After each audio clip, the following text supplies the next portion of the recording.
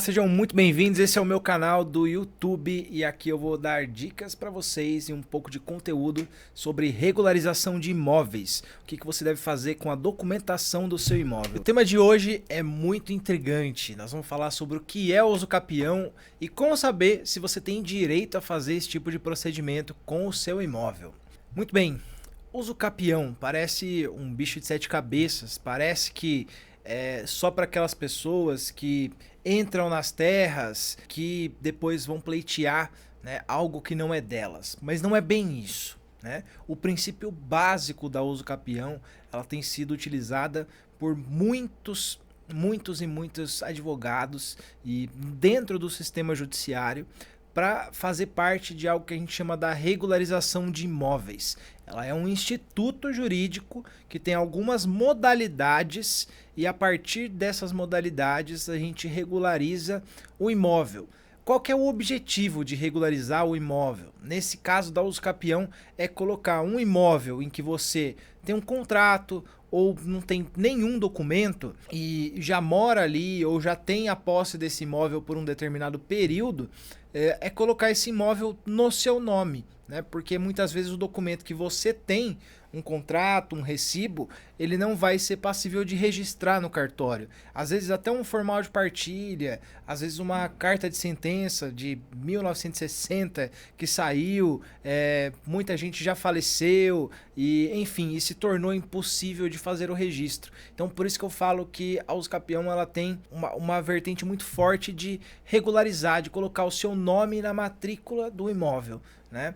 E a gente fala no direito regularizar o domínio do imóvel, ou seja, dizer que você é o verdadeiro dono desse imóvel. Então agora eu vou falar para vocês um pouco das modalidades de usucapião e quando é que a gente tem direito, tá? Vamos começar primeiramente pela usucapião na modalidade constitucional rural, para aqueles proprietários de imóveis que são imóveis de até 50 hectares. O proprietário desse imóvel não pode ter nenhum outro imóvel no nome e ele tem que morar e fazer daquela terra produtiva, ou seja, tem que ser um sítio, uma fazenda de até 50 hectares em que a pessoa trabalhe ali, né, faça daquele imóvel algo na terra, enfim, além de tudo, morar naquele imóvel. Então esse é um requisito da usucapião constitucional rural que tem o prazo de 5 anos. A gente aplica a mesma linha de entendimento para um imóvel urbano. Então quando a gente fala de usucapião constitucional urbana, vai funcionar da seguinte maneira: são prazo de 5 anos, aquele imóvel não pode ter mais de 250 metros quadrados e também tem que ser o único imóvel da pessoa. Portanto, nessa modalidade são 5 anos de posse que a pessoa precisa ter, ser o único imóvel e esse imóvel não pode ter mais de 250 metros quadrados, aplicado para todos os imóveis urbanos. Quando a gente fala dessas duas modalidades, muita gente acha que não dá para fazer o usucapião se eu tenho outro imóvel, mas é aí que a gente se engana, porque entram mais outras duas modalidades de usucapião em que a gente vai poder aplicar para aquelas pessoas que já têm mais de um imóvel, tá? Só que aí o que acontece? O tempo aumenta, os requisitos aumentam um pouco também. Ou melhor, mudam. Agora a gente vai falar da usucapião ordinária, que é uma modalidade de usucapião que a gente tem um prazo de 10 anos. E quais são os requisitos dessa modalidade? Eu posso ter quantos imóveis eu quiser, posso fazer 50 usucapiões ordinárias, mas eu preciso ter um prazo de posse de 10 anos de uma determinada área, tá? Essa área ela pode ser urbana ou rural, não importa. Então a modalidade ordinária eu consigo aplicar para qualquer tipo de imóvel, seja ele um apartamento, seja ele uma casa, um terreno, um sítio, uma fazenda e por aí vai. Então não há essa necessidade, né, de ser um imóvel rural ou urbano especificamente na modalidade ordinária. Ela é aplicável a todos os tipos de imóvel. E aí tem mais alguns requisitos que são eles. Por exemplo, eu preciso ter um contrato nessa modalidade ordinária, tá? Então eu preciso ter algum documento em que eu entenda que a partir daquele documento eu passei a ser o dono daquele imóvel, mas esse documento não me permite fazer o registro lá no cartório por algum impedimento legal. Às vezes é um documento antigo que a lei mudou e hoje você já não consegue mais fazer o registro. Se tivesse feito na época, estava tudo certo, mas hoje já não está mais. Muita gente tem esse problema. Às vezes, um inventário que foi feito em 1980 e ele ainda não foi registrado hoje em 2025, provavelmente ele vai ter empecilhos legais, ele vai faltar documento que o cartório não consegue suprir. E aí a única forma de regularizar pode ser a uso capião. Tá? Não estou dizendo que é, mas pode ser. Então essa é a modalidade ordinária em que a gente pode aplicar para qualquer imóvel, qualquer tipo de imóvel, com um prazo de posse de 10 anos, desde que eu tenha um contrato ou algum título escrito, tá? Isso é muito importante a gente entender. A última modalidade, que é a uso capião extraordinária, essa é a modalidade que tem o tempo mais longo, de 15 anos, e que eu posso aplicar também para qualquer tipo de situação. E os requisitos, eles praticamente diminuem muito, porque quanto mais tempo, menos requisitos eu tenho, né? Então, na extraordinária, na uso capião extraordinária, o que eu preciso? Eu preciso somente provar a posse. Provar a posse com ânimo de dono, ou seja, o que um dono de um imóvel faz? Ele paga as contas, ele paga IPTU, ele paga energia, paga água, paga impostos relacionados ao imóvel, faz benfeitorias, constrói, pinta a casa, enfim.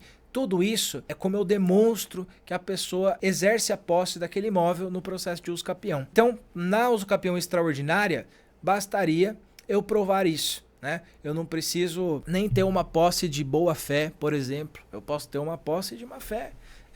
Pode ter sido uma posse, enfim, desde que eu tenha exercido ela como dono e que eu consiga demonstrar isso ao juiz, provavelmente eu vou conseguir ter êxito nesse processo. Então, são essas 4 modalidades que a gente traz aqui hoje.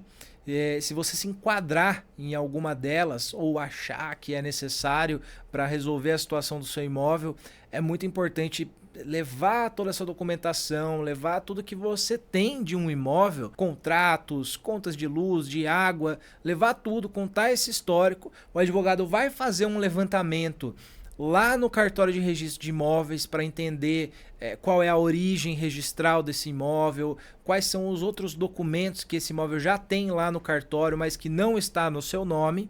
E verificado isso, se entender que está qualificado para uma dessas modalidades, provavelmente a solução para colocar esse imóvel no seu nome vai ser através da uso capião. Tá? E agora falando um pouquinho sobre processo de uso capião em si, como funciona, qual é o procedimento dele, a gente hoje tem 2 modalidades de como fazer esse processo. Podemos fazer no cartório, que é o uso capião extrajudicial, e podemos fazer no fórum, que é o uso capião judicial. Muitas pessoas me perguntam, mas posso fazer no extrajudicial, no cartório, que vai mais rápido? Geralmente vai mais rápido no cartório. Só que o que acontece? O cartório é muito mais criterioso, não que o juiz não seja, mas o procedimento via cartório ele é muito mais detalhista do que no fórum, né? Os juízes já estão acostumados, eles trabalham com ações de uso capião há anos-luz, ou seja, mais de 50, 60 anos e muito mais que já existe na nossa legislação, no Código Civil. E o cartório começou a trabalhar com o uso capião, teve essa previsão no ano de 2016. Então, isso é algo muito novo para o cartório e o procedimento interno do próprio cartório muitas vezes acaba não estando preparado. Hoje, em 2025, praticamente 10 anos depois, muitos cartórios já estão fazendo isso de forma muito rápida e tem dado muito certo ser feito no extrajudicial. Mas tem que tomar cuidado porque tem que unir um advogado especialista e o conhecimento do cartório onde vai ser preparado e feito esse cartório de uso capião. Então tudo isso é muito importante levar em consideração, né? Na própria contratação do advogado, se ele ou ela vai conseguir lidar com os cartórios, né? Porque para eles ainda o sistema da uso capião é novo. Então às vezes você gasta dinheiro para entrar no cartório, não dá certo lá e acaba tendo que ir para o fórum. Então isso pode ser um prejuízo muito grande e o advogado ele tem que ser o primeiro a identificar isso, né? Se há possibilidade, se há grandes chances de ter êxito no cartório ou se já seria melhor entrar no judicial. E normalmente dá certo no extrajudicial quando não há briga, né? Ou seja, quando não há um litígio ali em relação a essa área. E dá certo também quando a pessoa tem vários documentos, né? Quanto mais documentos tiver, quanto mais contas, quanto mais provas de que você exerceu a posse daquele imóvel você tiver, mais robusto de prova vai estar o seu processo. E aí os cartórios gostam bastante. Então, nesses dois sentidos, quando não há briga e quando ninguém contesta, obviamente, mais somado a essa gama de documentação, né, uma documentação mais forte levada ao cartório, a chance de dar certo no extrajudicial é muito grande, tá? Então, esses são os dois tipos de procedimento que se faz da uso capião. Aí muita gente pergunta, tá, mas quanto tempo dura um processo de uso capião? Essa é a pergunta que não quer calar, porque todo mundo, sem exceção, que vem me procurar para fazer ação de uso capião me pergunta. E aí é que fica a grande questão. Nem no extrajudicial, nem no judicial, no fórum, a gente consegue prever, mas o que a gente consegue fazer é uma estimativa. Geralmente, os prazos variam no cartório extrajudicial de 6 meses a 1 ano e meio e no judicial de 3 anos a 5 anos, tá? Eu falo isso porque é uma estimativa. Já teve processos que duraram 10 anos no judicial e já tive processos que a gente conseguiu finalizar em 11 meses no judicial, no fórum. Ou seja, então o que faz todo esse tempo do processo vai muito do conhecimento do advogado. Além do conhecimento, tem uma outra questão também. Na ação de uso capião, nós precisamos citar todos os vizinhos e também citar todos aqueles que são os proprietários registrais. Ou seja, lembra que eu falei que o primeiro passo, né, do advogado, ele deve pegar a matrícula de origem do imóvel e entender quem são os donos desse imóvel. Muitas vezes esses donos já faleceram lá em 1980 e deixaram 3 filhos. Esses 3 filhos tiveram mais 10 filhos. Aí esses 10 já faleceram 5 que já tem neto e bisneto. Então isso se torna uma gama de pessoas para citar. Às vezes tem processos que tem 80 pessoas para serem citadas. E aí é muita gente, porque nem o juiz, nem o cartório deixa o processo terminar enquanto todos não forem citados. É óbvio que tem solução para aqueles que a gente não encontra, a gente pode citar por edital, mas até que se chegue no edital é muito tempo, é muito demorado, né? Então, trabalhando tudo isso, né, com experiência no sentido de daqueles que a gente conhece, que tem contato ou que conseguimos contato, é importante colher uma declaração de anuência, né? Ou simplesmente fazer uma ligação e falar, olha, eu estou regularizando, fazendo uma uso capião, será que o senhor não assinaria essa anuência? Isso pode ser feito pelo advogado, pode ser feito pelo cliente, mas tem que ter uma conversa anterior para que, né, tudo isso vá se alinhando. Senão, eu simplesmente entro com o processo e fico lá esperando dar certo. E aí é que o processo de uso capião dura 5 anos, 10 anos, 20 anos, né? Então tem que ser um profissional diligente para tocar esse processo. Não dá para simplesmente dar entrada e esquecer ele lá, né? Só deixando, deixa intimar, deixa intimar. Todas essas intimações geram custos desnecessários que poderiam ser evitados através de uma assinatura, que só vai assinar e reconhecer uma firma, né? Então fica muito mais barato e mais fácil e mais rápido de ser feito. E para a gente finalizar o processo de uso capião depois de feito, depois de autorizado pelo juiz ou pelo cartório, é muito importante que ele seja levado ao próprio cartório. Quando é feito no extrajudicial, não, porque ele já vai estar lá no cartório, mas quando é feito judicial, precisa pegar esse documento, essa sentença e toda a documentação necessária e fazer o registro desse imóvel, né? Porque a partir dali é que vai se criar uma matrícula que vai estar no seu nome. Então, não basta finalizar o processo de uso capião, mas tem que levá-lo a registro. Isso, salvo exceção, é somente quando o processo de uso capião é feito no cartório, que aí não faria sentido nenhum.